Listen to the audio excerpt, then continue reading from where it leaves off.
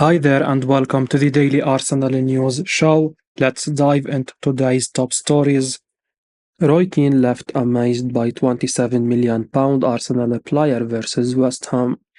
Roy Keane singled out Leandro Trossard for praise as Arsenal thrashed West Ham United. Arsenal put in a dominant display in the first half and headed into the break with a 4-0 lead. Speaking at halftime, Keane admitted he couldn't believe what he was watching from West Ham, but he was impressed with Arsenal on the day and was quick to praise Trossard after the Belgians' well-taken goal. He said, "This is it. This is rubbing salt into the wounds. West Ham, shocking. I'm really frustrated with West Ham. There is nobody making any tackles, but credit to Arsenal, they make the most of it. One or two touches, nobody gets near him. Trossard, beautiful finish, 4-0. I can't believe what I'm watching, the way they are getting beaten physically, set pieces, the last 10 or 15 minutes. West Ham have been a disgrace." Arsenal seem to be finding their best form at just the right time after a statement win over Liverpool last week. Bukayo Saka added another for Arsenal on the hour mark with an exceptional finish to beat Alphonse Areola at his near post. Rice then piled more misery on his former team by netting a stunning effort from range just minutes after Saka's goal. As for Trossard, he has excelled in a central role alongside Rice and Odegaard in recent weeks. The £27 million man continues to be an important part of Arteta's side, and his versatility is a huge asset for Arteta. One Arsenal player admits he was disappointed with his display against West Ham. Bukayo Saka was the only player to score twice in the victory, but it seems that he was not entirely happy with his display against the Hammers. Speaking to Super Sunday, Saka suggested that he was extremely pleased to bring up his half-century of goals for Arsenal. However, he felt that he should have had even more in the game. He said, "To be honest, I'm really happy to achieve that, but I'm not sure I can be happy. I missed some chances that I feel I could have scored, but obviously it's a great achievement, so I'm proud of that." Unfortunately for West Ham, every single Arsenal player was probably coming off that pitch thinking that they missed out in front of goal. Arsenal were superb and they showed the ruthless touch that they have often arguably lacked over the last couple of years. However, West Ham were shambolic. They completely fell apart towards the end of the first half and they never recovered from there. And unsurprisingly, Arsenal seemed to take their foot off the gas towards the end of the second half. The likes of El Nini and Cedric Soares came on, as did Ethan Nwaneri. The scoreline could have been a lot worse for West Ham, and not just because Saka let a few opportunities pass him by. Martin Keown says 24-year-old Arsenal player was just fantastic versus West Ham. Declan Rice produced a masterful performance for Arsenal as he returned to West Ham for the first time in devastating fashion. The £105 million man was on fire in the middle of the park as he helped Arsenal to a comfortable 6-0 win, which included him smashing in a stunning goal of his own. Of course, for West Ham fans, it will have been bittersweet seeing Rice come back and be so good. On one hand, they know they developed him and got big money for him, but looking at him now, they will wish he was back in claret and blue. And watching Rice's performance for Premier League productions, former gunner Martin Keown felt that the England man definitely delivered on his return to East London. He said, "Declan Rice going back didn't disappoint. 2 assists, great delivery from set pieces, and the goal he got was fantastic, just what the doctor ordered." Rice refused to celebrate the goal himself before being given a standing ovation when Mikel Arteta took him off not long after. With each passing week, Declan Rice shows more and more just why Arsenal felt inclined to spend the money they did on him. He was simply brilliant yet again yesterday and showed just why Mikel Arteta was desperate to get him into his midfield last summer. His delivery from set pieces was superb, something that surprised the onlooking Paul Scholes, and then the way he took his goal was simply brilliant. Rice showed West Ham exactly what they are missing with his performance, and if Arsenal win the league, Rice will have been a huge reason for that success. The Gunners laid down a marker with this performance and in the end sent a message to both City and Liverpool that they are here to stay in this title race. Mikel Arteta says Arsenal's players wanted him to bring on special player. Mikel Arteta has admitted that he heard some of Arsenal's players whispering to bring Ethan Nwaneri off the bench yesterday.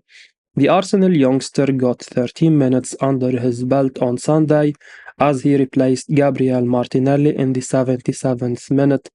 Arteta's men had the game well and truly wrapped up by this point as they thrashed West Ham 6-0 in East London. It was Ethan Nwaneri's first appearance for the Gunners since making history at Brentford last season. Of course, the talented midfielder became the youngster ever player to feature in the Premier League last term, and Arteta has admitted that Arsenal's players wanted him to bring the 16-year-old off the bench. Speaking to the media after the game, Arteta admitted he heard some of Arsenal's players saying they wanted Nwaneri to come off the bench. He said, "There is something you have to earn in your team, and that's the trust of your teammates. I had players on the bench whispering to bring him, which is nice." Nwaneri is highly rated at Arsenal, and Arteta was presented with a decent opportunity to hand the youngster some minutes. The teenager was heavily involved after coming off the bench and looked bright. Former Arsenal skipper Granit Xhaka has already lauded Nwaneri as a special talent, and he looks set to have a bright future ahead of him. It's quite surprising that Nwaneri was yet to make another appearance for the first team since making history back in September 2022, but with plenty of competition for a place in Arsenal's side, it should only benefit Nwaneri being around the first team setup for the time being. Fresh Arsenal injury blow revealed by Mikel Arteta prior to West Ham clash.